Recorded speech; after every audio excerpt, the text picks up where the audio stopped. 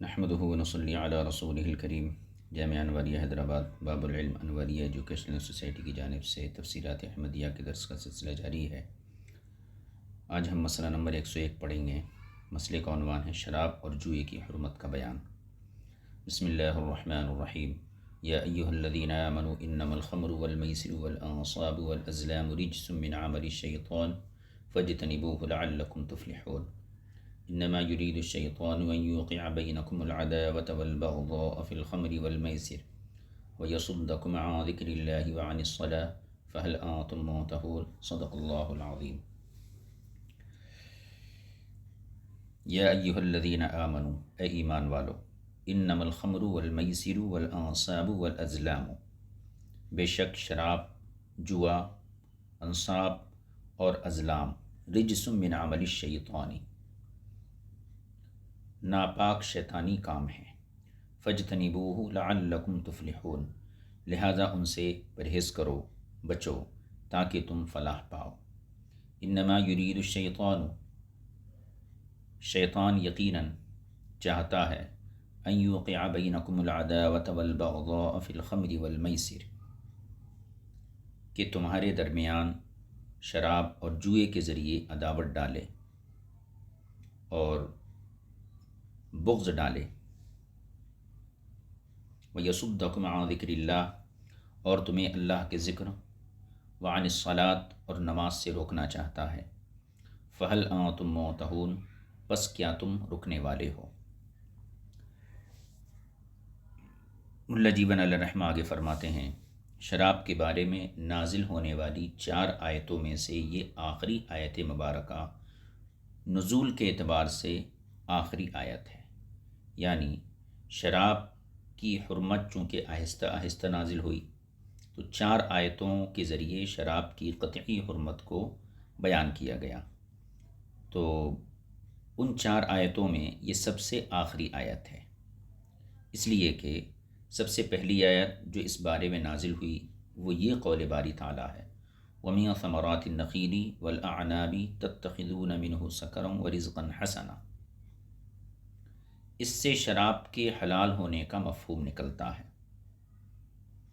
یعنی کھجور کے درختوں سے، اور کہنا چاہیے انگور سے تم لوگ جو ہیں وہ نشہ آور چیز بناتے ہو اور اچھا رزق بناتے ہو، تو اس سے یہ پتہ چلتا ہے کہ شراب حلال ہے۔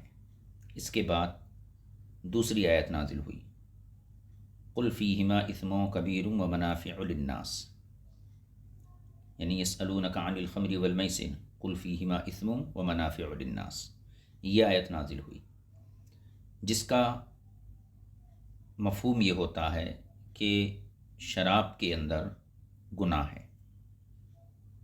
تو پہلی والی آیت سے شراب کے حلال ہونے کا مفہوم نکلتا تھا، اور قل فیہما اثم کبیر ومنافع للناس سے جو ہے اس کا گناہ ہونا سمجھ میں آتا ہے۔ پھر تیسری آیت اللہ تعالیٰ ارشاد فرمایا، یا ایہا الذین آمنوا لا تقربوا الصلاۃ وانتم سکارى، اے ایمان والو نشے کی حالت میں نماز ادا مت کرو، یہ نازل ہوئی۔ اس سے کیا پتہ چلا؟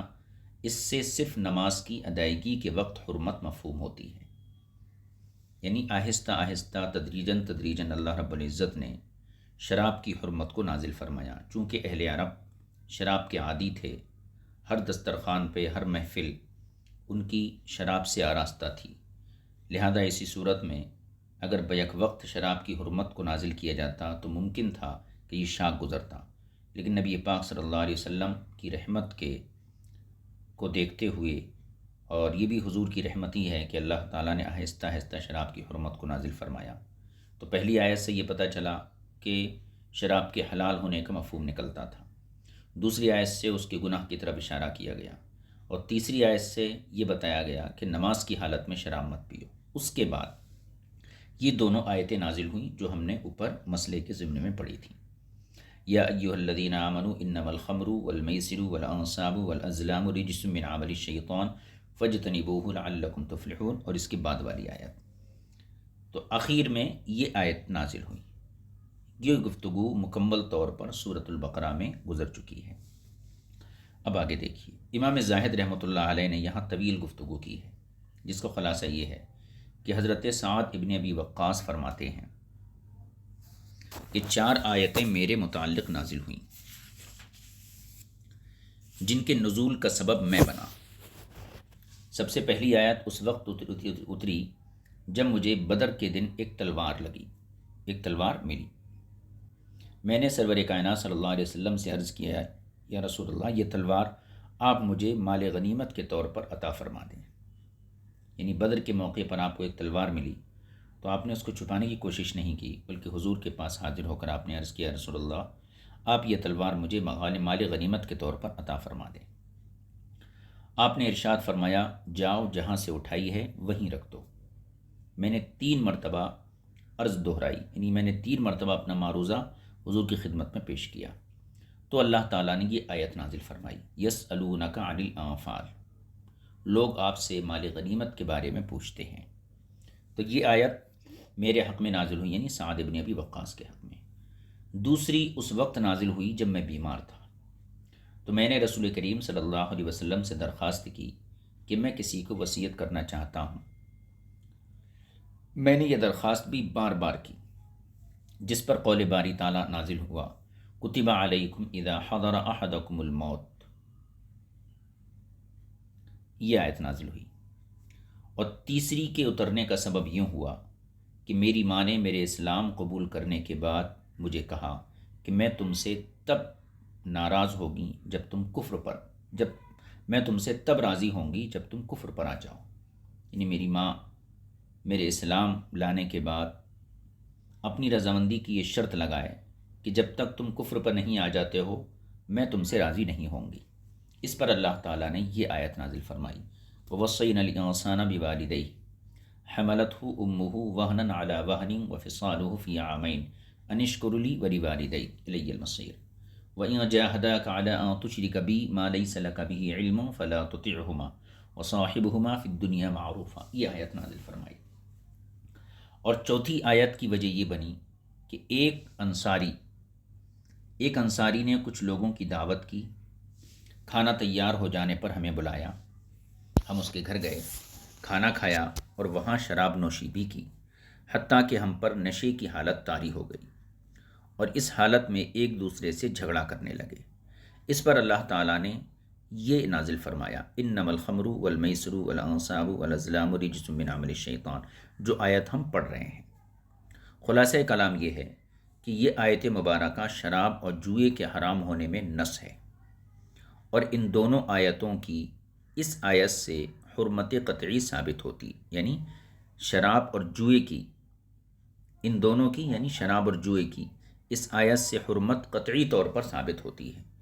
اس کے متعلق بہت سے احکام ہیں اور بکثرت فوائد جلیلہ ہیں، بڑے بڑے فوائد ہیں، لہٰذا ان کا بیان کیا جانا ضروری سمجھتا ہوں۔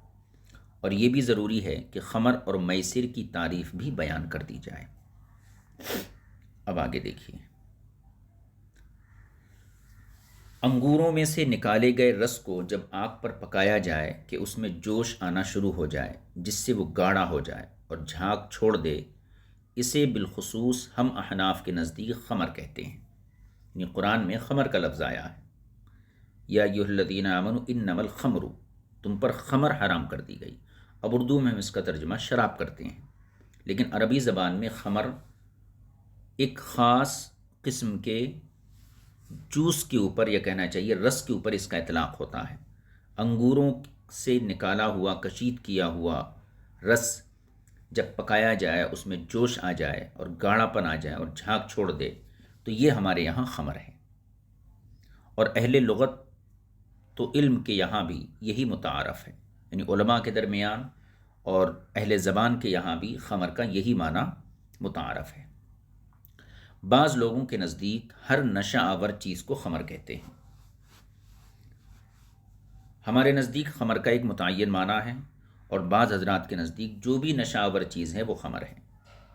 ہماری دلیل یہ ہے کہ لفظ خمر ایک خاص اسم ہے جس کا معنی تمام اہل لغت کے نزدیک وہی ہے جو ہم بیان کر چکے ہیں، اسی لیے اس کا استعمال اسی معنی میں شہرت رکھتا ہے۔ دوسرے معنی کے لیے دوسرے الفاظ استعمال ہوتے ہیں، اور وہ یہ ہے کہ خمر کی حرمت قطعی ہے، اور خمر کے علاوہ دوسری نشہ آور چیزیں ان کی حرمت ضنی ہے۔ خمر کو اس لیے خمر کہتے ہیں کہ اس میں گاڑھا پن ہوتا ہے، اس لیے نہیں کہ عقل کو معوف کر دیتی ہے۔ اور حدیث جو ہے جس میں ہر نشہ آور چیز کو خمر کہا گیا ہے، تو حدیث میں جناب یحییٰ بن معین رضی اللہ تعالیٰ عنہ نے تان کیا ہے، یعنی کل مسکر، ہر نشہ آور چیز کو خمر جہاں کہا گیا ہے تو اس حدیث پر یحییٰ بن معین نے تان کیا ہے، لہذا خمر اسی کا نام ہے جس کو ہم بیان کر چکے۔ آگے دیکھیے، ائمہ احناف کا باہمی اختلاف ہے۔ امام اعظم ابو حنیفہ رضی اللہ تعالیٰ عنہ فرماتے ہیں کہ انگوروں کے رس کے گاڑھا ہو جانے کے ساتھ ساتھ جھاگ چھوڑنا بھی شرط ہے، یعنی انگور کے رس کو جب پکایا جائے تو وہ گاڑھا بھی ہو جائے اور جھاگ بھی چھوڑے جب وہ خمر ہے، جیسا کہ اس کا گاڑھا ہونا شرط ہے۔ اور امام ابو یوسف اور امام محمد کے نزدیک جھاگ چھوڑنا یہ شرط نہیں، بلکہ جب اس میں گاڑھا پن آ جائے تو وہ خمر ہو جائے گا۔ یہ احناف کا باہمی اختلاف ہے، اس لیے کہ حرام ہونے کی حقیقت کا تعلق سخت اور گاڑھا ہونے کے ساتھ ہے، اور فساد میں بھی یہی مؤثر ہوتا ہے۔ امام اعظم فرماتے ہیں کہ مکمل گاڑھا پن اس وقت ہوتا ہے جب اس میں جھاگ بننا شروع ہو جائیں، اور شرعی احکام قطعی ہوتے ہیں، اس لیے ان کا دار و مدار بھی جو ہے نہایت پر ہونا چاہیے۔ اور نہایت کیا ہے کہ گاڑھے پن کے بعد جھاگ آ جائیں۔ اور یہ بھی کہا گیا ہے کہ حرمت خمر میں، یعنی شراب کے حرام ہونے میں، محض گاڑھے ہو جانے پر مواخذہ کیا جائے گا، یہی احتیاط کا تقاضا ہے۔ تو یہ احناف کا باہمی اختلاف ہے۔ امام اعظم کہتے ہیں کہ انگور کے رس کے اندر گاڑھا پن بھی آ جائے اور جھاگ بھی آ جائیں، اور امام ابو یوسف اور امام محمد کہتے ہیں کہ جھاگ کا ہونا شرط نہیں، گاڑھا پن بھی آ جائے وہ بھی خمر ہے۔ اب یہاں پر احتیاط کے پیش نظر اگر دیکھا جائے تو صاحبین کے قول پر فتویٰ دیا جائے گا، اسی میں احتیاط بھی ہے۔ یہ ایک اختلاف ہوا۔ دوسرا اختلاف ائمہ حضرات میں یہ ہے کہ کیا خمر کی حرمت کا تعلق اس کی جہت سکر کے ساتھ ہے یا اس کے عین کے ساتھ ہے؟ یعنی خمر جو حرام ہے تو نشے کی وجہ سے اس کے نشے کو دیکھ کے حرمت قرار دی جائے گی، یا عین خمر کی ساتھ حرمت کا تعلق ہے؟ ہم احناف کے نزدیک خمر کی حرمت ایسی ہے کہ وہ بعینی ہی حرام ہے، اس کی حرمت کی علت نشہ دینا نہیں، اور نہ ہی نشہ آور ہونا اس کا موقوف علیہ ہے۔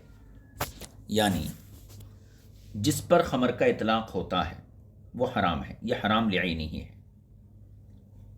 نشہ دینا یا نشہ آور ہونا، حرمت اس کے اوپر موقوف نہیں ہے۔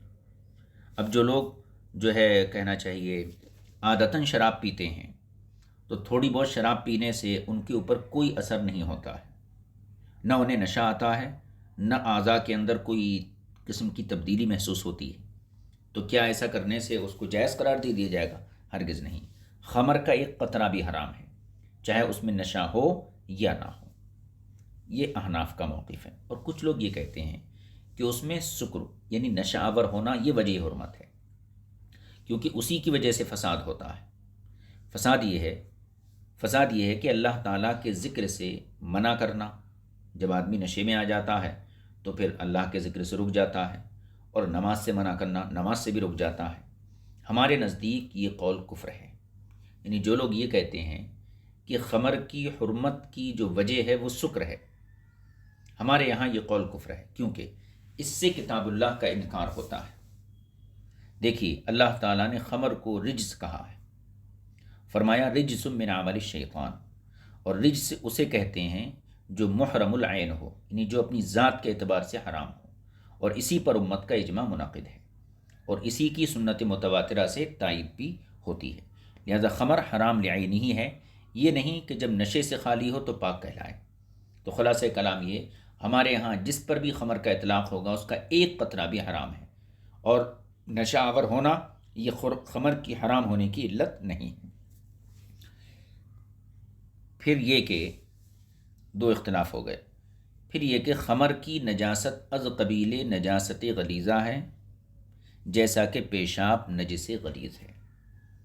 خمر کیونکہ نجاست کی دو قسمیں ہیں، نجاست غلیظہ، نجاست خفیفہ، تو فرماتے ہیں کہ خمر کی نجاست یہ از قبیل نجاست غلیظہ ہے، یعنی خمر شراب یہ نجاست غلیظہ ہے، جیسا کہ پیشاب نجاست غلیظہ ہے، اس لیے کہ خمر کی نجاست کا ثبوت دلیل قطعی سے ہے، انہا رجس من عمل الشیطان، اور اس کو حلال سمجھنے والے کی تکفیر کی جاتی ہے کیونکہ اس کی حلت کا قائل دلیل قطعی کا انکار کرتا ہے، اور دلیل قطعی کا انکار کرنے والا کافر ہوتا ہے۔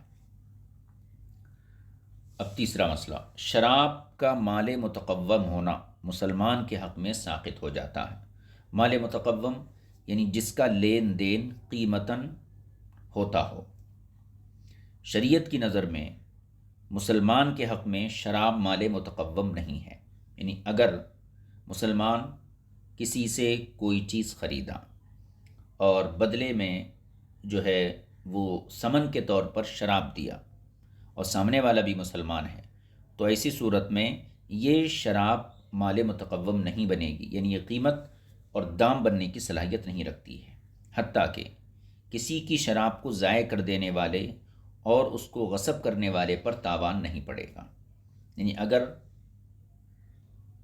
کسی کی شراب آپ ضائع کر دیے یا اس کی غصب کر لیے تو اس پر تاوان نہیں ہے، اور اس کی خرید و فروخت بھی مسلمان کے لیے جائز نہیں، کیونکہ اللہ تعالیٰ نے جب اسے نجس کہہ دیا تو یقیناً اسے ناقدرہ کر دیا، یعنی اسے مال متقوم نہیں رکھا، اور کسی چیز کا قیمت یعنی قیمت والا ہونا اس کی عزت اور قدر کی طرف اشارہ کرتا ہے، اگرچہ اصح قول کے مطابق اس میں مالیت کی صفت باقی رہتی ہے، اور شراب سے نفع اٹھانا بھی حرام ہے، اس لیے کہ نجس سے نفع اٹھانا حرام ہے، اور اس لیے بھی کہ اللہ تعالیٰ نے اس سے اجتناب کا حکم دیا ہے۔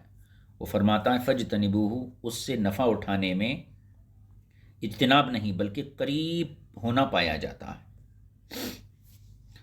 آگے دیکھیے، شراب پینے والے کو حد لگائی جائے گی اگرچہ اس کے پینے سے وہ نشے میں نہ آیا ہو، اور انگوروں کا رس جب شراب بن جائے تو اسے مزید پکانا مؤثر نہیں ہوگا، یعنی مزید پکانے سے اس کی حرمت ختم نہیں ہو جائے گی، ہاں ہمارے نزدیک اس کا سرکہ بنانا یہ جائز ہے۔ امام شافعی رضی اللہ تعالیٰ عنہ اس میں ہم سے اختلاف رکھتے ہیں۔ مذکورہ 10 احکام مکمل طور پر ہدایہ میں مذکور ہیں، نیچے 10 احکام ذکر کیے جائیں گے۔ تفسیر حسینی میں اس مقام پر ذکر کیا گیا ہے کہ اس آیت میں شراب کی حرمت پر 10 دلائل ہیں، اور وہ یہ ہیں، اوپر جتنے احکام ہم نے بیان کیے ساری باتیں ہدایہ کے اندر موجود ہیں، اور تفسیر حسینی نے یہ بتایا ہے کہ اس آیت میں شراب کی حرمت پر 10 دلائل ہیں، اور وہ دلائل ترتیب وار یہ ہیں۔ پہلا، اسے جوئے کے ساتھ ایک جگہ ذکر کیا گیا، اسے بتوں کے ساتھ ذکر کیا گیا، اسے رجس کہا گیا، اسے شیطانی کام کہا گیا، اس سے اجتناب کا حکم دیا گیا، یعنی بچنے کا حکم دیا گیا۔ فلاح و کامیابی اس کے ترک سے معلق کی گئی، یعنی فلاح و کامیابی کو شراب چھوڑنے پر رکھا گیا۔ 7 نمبر، اسے عداوت اور بغض کا سبب قرار دیا گیا کہ اس کے ذریعے شیطان تمہارے درمیان جو ہے عداوت اور بغض ڈالتا ہے۔ 8 نمبر، اسے ان باتوں میں شامل کیا گیا جو اللہ تعالیٰ کے ذکر اور نماز سے روکتی ہے، جو تمام اذکار سے اعلیٰ ہے، یعنی شراب جو ہے اللہ کے ذکر سے اور نماز سے روکتی ہے۔ 9 نمبر، اور اس سے رکنے کا حکم دیا گیا۔ سورۃ البقرہ میں تفسیر زاہدی کے اندر بھی اسی طرح مذکور ہے، صرف انہوں نے اس 10 میں سے جوئے کے ساتھ یکجا ذکر کرنا نہیں ذکر کیا ہے، بلکہ عداوت اور بغض کا سبب بننے کے اعتبار سے ان کو 2 دلائل بنایا ہے۔ دیکھیے، مفسرین اکرام اور علماء اعظام نے حضرت علی المرتضیٰ رضی اللہ تعالیٰ عنہ سے روایت لکھی ہے، آپ فرماتے ہیں کہ اگر شراب کا ایک قطرہ بھی کنویں میں گر جائے اور اس کنویں کی جگہ مینار تعمیر کر دیا جائے، میں اس پر چڑھ کر اذان نہیں دوں گا، اور اگر شراب کی ایک بوند دریا میں گر جائے پھر وہ دریا خشک ہو جائے، اس کی جگہ گھاس اگ آئے، میں اس گھاس کو اپنے مویشی یعنی جانوروں کا چارہ بھی نہیں بناؤں گا۔ مختصر یہ ہے کہ شراب کی حرمت قطعی ہے اور اس کا نجس ہونا تمام حضرات سے مروی ہے۔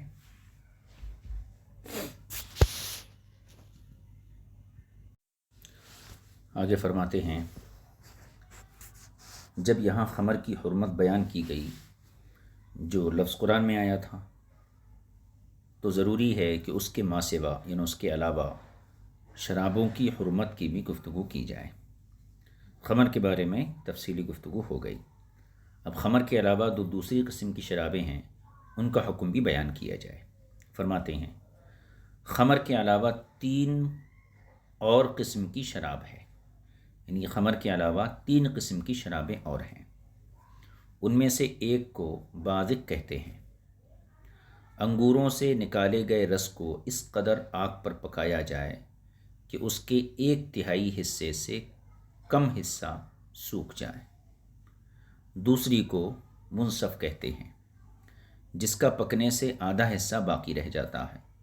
یہ دونوں قسمیں انگوری شراب کی ہیں، جو خمر کے علاوہ الگ قسم کہلاتی ہیں۔ ہمارے نزدیک یہ سب اس وقت حرام ہو جاتی ہیں جب ان کو جوش دیا جائے اور ان میں گاڑھا پن آ جائے۔ امام اوزاعی کے نزدیک یہ مباح ہیں، اور بعض معتزلہ کا بھی یہی قول ہے۔ دوسری قسم کھجوروں کا پانی ہے، اسے سکر کہتے ہیں۔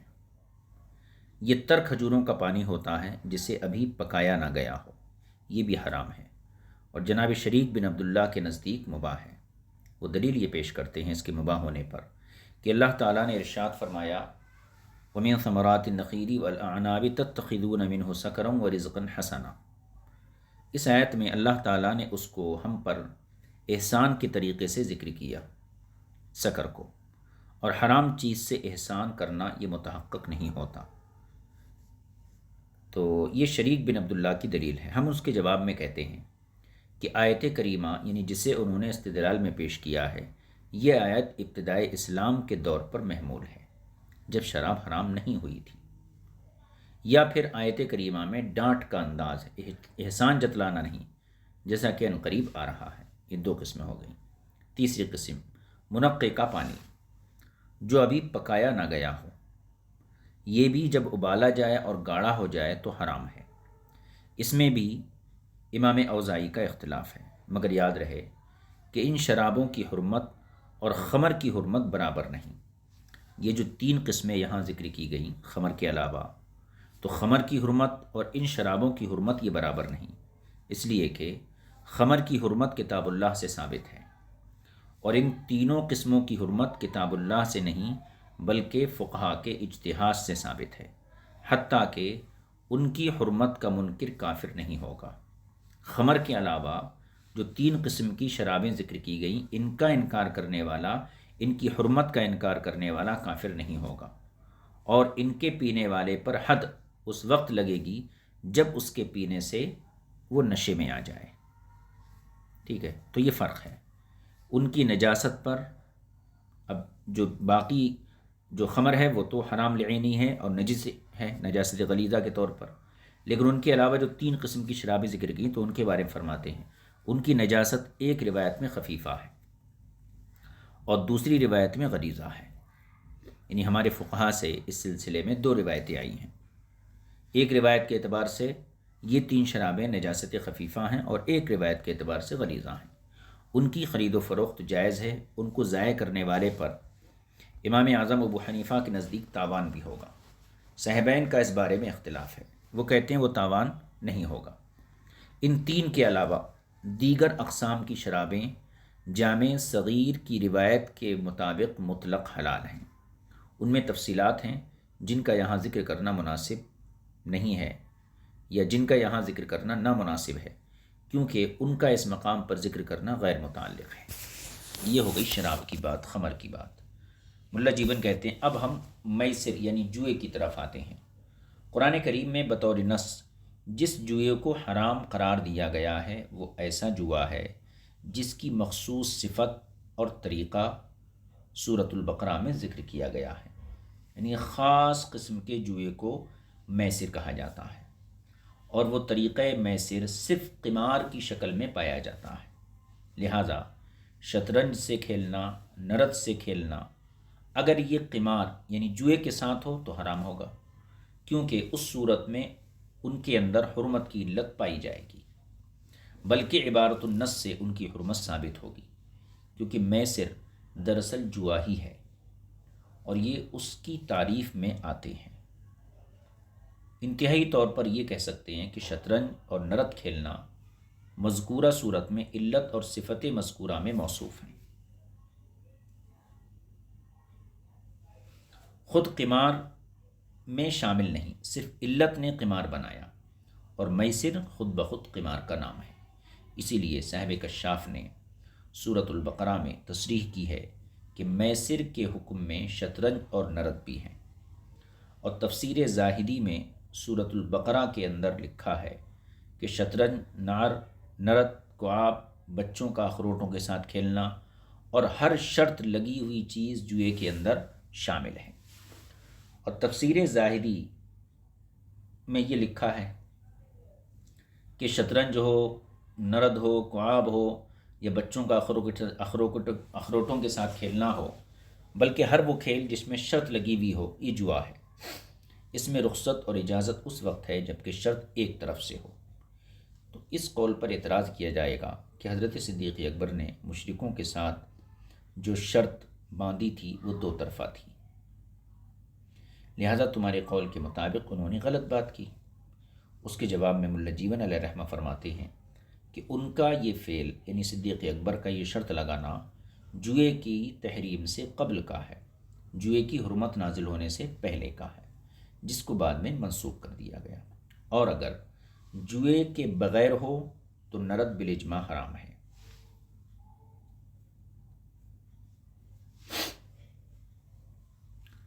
اور شطرنج ہمارے نزدیک حرام اور امام شافعی کے نزدیک مباح ہے، لیکن ان کے یہاں شرط یہ ہے کہ شطرنج کھیلنا نماز میں رکاوٹ ڈالنے اور سلام کا جواب دینے میں رکاوٹ ڈالنے کا سبب نہ بنتا ہو، اور اس میں جوا نہ ہو، اس میں جوا نہ ہو۔ رو چاہے گاہے بگاہے کھیلا جائے۔ یہ گفتگو ہو گئی، ارے نیچے چلا گیا۔ یہ خلاصہ یہ کہ جوئے کے ساتھ کوئی سا کھیل کھیلنا بالاجماع حرام ہے، اور جس کے بارے میں ایسی دلیل حرمت ہو جو شبہ والی ہو، اس کی حرمت مختلف فی ہے، جیسا کہ کتب فقہ میں معروف اور مشہور ہے۔ خمر، میسر۔ اب تیسرا لفظ انصاب، یہ نسب کی جمع ہے۔ اس سے مراد وہ بت ہیں جو عبادت کے لیے نصب کیے گئے تھے، مقرر کیے گئے تھے، گاڑے گئے تھے۔ اور ازلام ظلم کی جمع ہے۔ اس کی تفسیر و تشریح اس صورت کی ابتدا میں گزر چکی ہے۔ چلیے فرماتے ہیں، آیت کریمہ کے شروع میں خمر اور میسر کو ازلام اور انصاب کے ساتھ اکٹھا ذکر کیا گیا۔ چنانچہ اللہ تعالیٰ فرماتا ہے، انما الخمر والمیسر والانصاب والازلام رجس، اور آگے چل کر اسی آیت میں خمر اور میسر کو الگ ذکر کرتے ہوئے فرمایا، ان یوقع بینکم العداوۃ والبغضاء فی الخمر والمیسر۔ یہاں دونوں کے ساتھ انصاب اور ازلام کا ذکر نہیں، یعنی یہاں خمر اور میسر کے ساتھ انصاب اور ازلام کا ذکر نہیں۔ اس کی وجہ یہ حکمت یہ ہے کہ آیت کریمہ میں خطاب مومنین سے ہے، اہل ایمان سے ہے۔ انہیں اس بات سے منع کیا گیا جو ان کے معمولات میں شامل تھی، کیونکہ حرمت آنے سے قبل یہ لوگ شراب نوشی اور میسر سے کھیلا کرتے تھے، اور انصاب اور ازلام کو اس لیے ذکر کیا تاکہ خمر اور میسر کی تحریم حرمت میں تاکید آ جائے، اور یہ بات ظاہر کر دی جائے کہ یہ سب کام مشرکین کے ہیں۔ گویا یہ کہا جا رہا ہے کہ بتوں کے پجاری، صاحب ازلام یعنی پیالوں کے ذریعے فال نکالنے والے یا نکالنے والا، شراب نوشی کرنے والا اور جوئے باز میں کوئی تباین نہیں ہے، کوئی فرق نہیں۔ پھر ان دونوں کو الگ ذکر کیا تاکہ معلوم ہو جائے کہ مقصود بالذکر یہ دو ہیں، شراب اور میسر، خمر اور میسر۔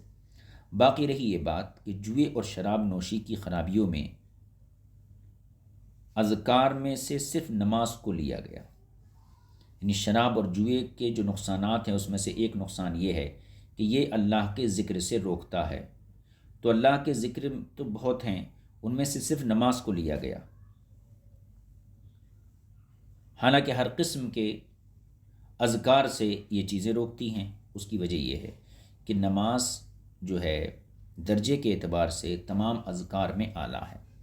گویا یوں کہا جا رہا ہے وعن الصلاۃ خصوصاً، یعنی یہ کام ہر ذکر سے روکتے ہیں، شراب اور جوا، بالخصوص نماز سے روکتے ہیں۔ فجتنبوہ، فجتنبوہ پس اس سے بچو، تو ہو میں فجتنبوہ میں جو ہو ضمیر منصوب کا مرجع یا تو رجس ہے یا عمل الشیطان ہے، یا مذکور یا مضاف جو کہ محذوف ہے۔ گویا کہا جا رہا ہے انما طاعات الخمر والمیسر، یہ مضاف محذوف کی صورت میں ہے، یعنی شراب نوشی اور جوئے بازی کرنا۔ اسی لیے اللہ تعالیٰ نے لفظ رجس کو واحد کے صیغے سے ذکر فرمایا، حالانکہ یہ چاروں کی خبر برنہا ہے۔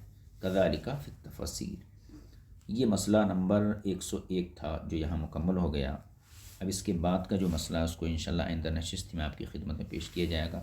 وصلی اللہ علی نبی الکریم وآلہ وصحبہ اجمعین والحمد للہ رب العالمین۔ السلام علیکم ورحمۃ اللہ وبرکاتہ۔